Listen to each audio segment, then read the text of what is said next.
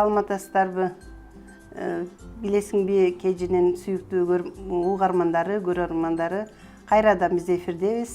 Бүгүнкү биздин силер менен сүйлөшө турган темабыз бул үй бүлөнү курууда эмнеге гана көңүл буруш керек.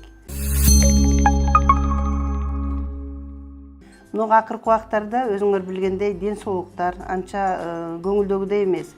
Жаштарыбыз үй бүлө курушат, үй бүлө кургандан кийин сөзсүз эле балалуу болууну каалашат. Балалуу болуш үчүн бактылуу бала кайсы ата-энеден төрөлөт? Дени сак ата-энеден төрөлөт. Дени сак десек биз көбүнчөктү өзүбүздүн менталитетибиз менен сөзсүз эле аялдын ден соолугун карай беребиз.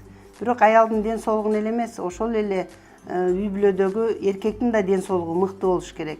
Эки бала ата-эненин уругунан жаралат. Ошон үчүн биринчиден үй бүлө курам деп пландаштырып баштаганда сөзсүз келип, тартынбай, ал врачка келип үй бүлөнү курган жатабыз, биздин ден соолугубуз кандай деп суроонун эч кандай уяты жок. Келип көрүнүп, ден соолугуңуздарды карап, айрыкча эмнеге көңүл буруу керек? Биринчи кан аздуулук кандай? Кан аздуулук барбы, жокпу?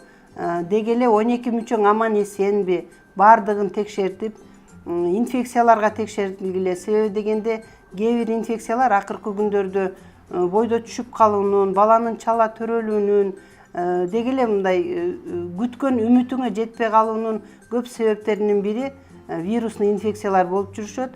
Вирусный инфекцияны көбүнчөктү биз өзүбүз денеде бар экенин байкабайбыз.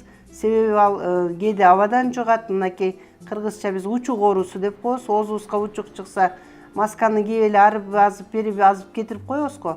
Чындыгында ошол дагы кан аркылуу кетип, ичтеги кичинекей ымыракайга чоң зыянын алып келиши мүмкүн. Эч кимге секрет эмес, мына акыркы күндөрдө бойдон түшүп калуу, чала төрөлүп калуу, ичинде баланын чоңойбой калуусу, ичинде жок болуп кетүүсү абдан көп болуп атат. Ошон үчүн ошол инфекцияларга биринчи очередь текшерилиш керек. Андан кийин кандай тамактанып жатасыңар? Деги эле психология жактан кандай, ден соолугуңар кандай психология жактан бири-бириңерге болгон отношенияңар кандай?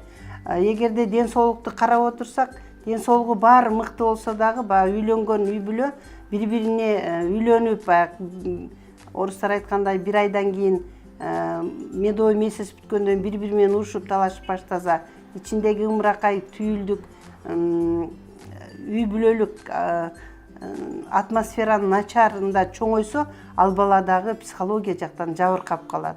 Ошол эле мурда биз врачтар айтат элек, инфекция, микроб, тиги бу деп. Азыр стресс, депрессиялар дагы биринчи орунду ээлеп келатат.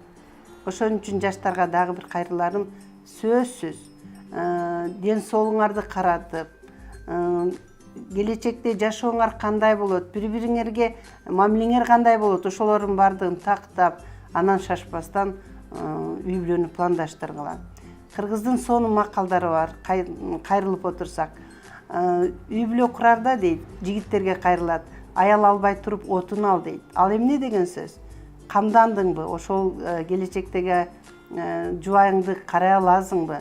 Ошону обеспечить эте аласыңбы деген сөз экен да.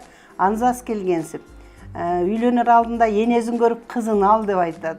Ал дагы бир жагынан мыкты сөз деп ойлойм. Себеби дегенде жакшы эне тарбиялаган кыздын тарбиясы жакшы болот, үй бүлөгө сабырлуу болот, отношениясы жакшы болот деген сөздөрдүн бири.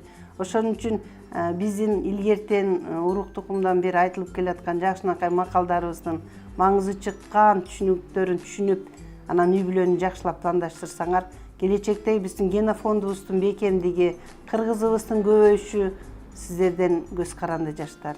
Саламатта калыңыздар.